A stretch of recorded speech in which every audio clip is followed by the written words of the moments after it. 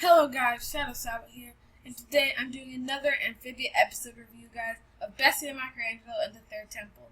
I've been waiting all week for the Third Temple. I've been super excited since Wednesday's promo, guys. I'm just so excited it's finally here. Of course, as we all can tell, the Third Temple has more things to talk about than Bessie and MicroAngelo, so this part won't be as long. And honestly, one of my favorite parts of this episode for Bessie and MicroAngelo is the subplot. I don't say that often. But the main plot wasn't that it was bad. I just found the other one more interesting. Another thing I like about this episode is the callbacks to the other episode. And they do that even during the Third Temple, which I'll talk about later. So after taking Polly out of MicroAngelo's out of the bucket, then they actually tell her to go down under the house to the armory. And at first I was wondering what they meant, but then I remembered when they found the secret base under the house and all of those weapons. So after that, Bessie pretty much has to take care of MicroAngelo, and this part is not much to talk about in this episode. It's mostly just MicroAngelo getting distracted, running away, Bessie trying to save her, running away. So I'm really going to want to talk about the subplot as well. So basically, Marcy calls this guy to give Anne some armor, and of course, Anne doesn't want this because back home, apparently they tried to give her makeovers, which she did not look like, and she did not look anywhere near she does now. So, the basic whole purpose of the second episode is her choosing armor. For the rest of the episode, there really isn't much, except after MicroAngelo runs through all their work, Bessie actually accidentally destroys everything they have, gets chained up. Hop Pop thinks she was just being reckless, thought it was too much to take care of MicroAngelo. Then she gets let out, and actually likes MicroAngelo. So, that's really the end. Then Anne actually gets armor she wants, which is super cool. And it's really just armor for the chest, but still it's super cool looking. They actually also showed the full suit of armor, which was super cool, but you couldn't see it, so it would be useless. And honestly, the episode wasn't really packed with anything, so that's all I can say about that. But now it's time to move on to the Third Temple, which is going to take up the rest of the video. There's so much I want to talk about here, guys. First off, we get the flashback that we all thought was going to happen.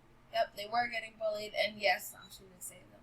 But at first, I didn't understand why they put it in there, because at first it seemed so rushed. I mean, they just lead right into the episode. And the interesting thing is, the bullies are much taller than them, and Sasha actually doesn't really fight them.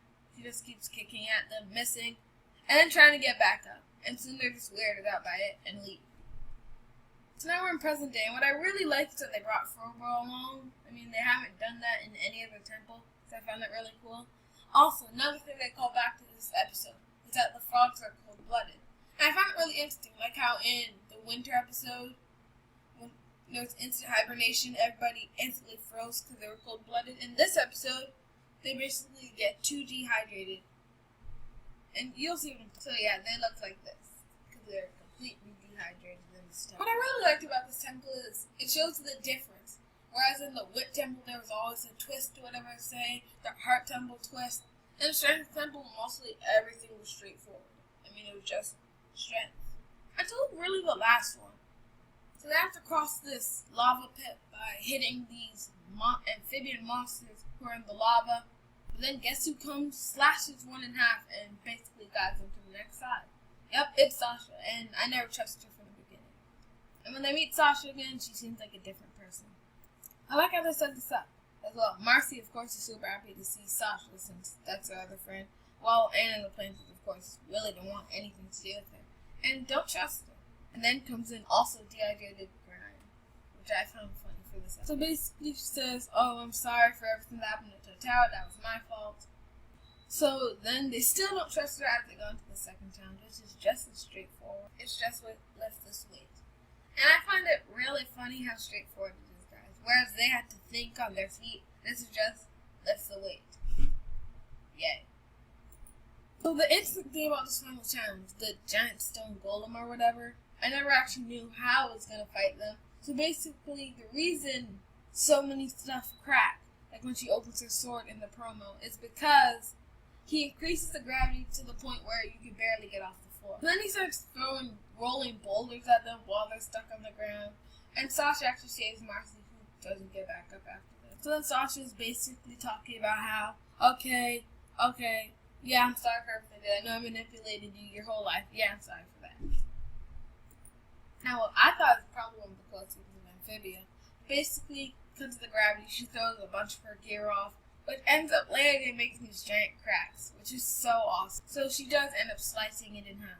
Then they charge the stone. Now the box looks complete for the first time since the beginning of the show. I started doing this thing, guys, where I play a little bit of the episode in a part of my thing, and I definitely have to do it here because I really don't like this part. Everybody was always talking about Marcy taking the Calamity box. The intro had it, and Marcy's probably my favorite character. So I always just tried to believe that maybe the proposition wouldn't come back.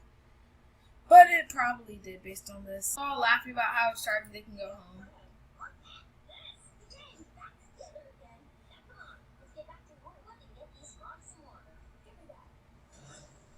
We have a plan. Look at All new. Sasha reveals it's all an act, and that they still have their plan going forward.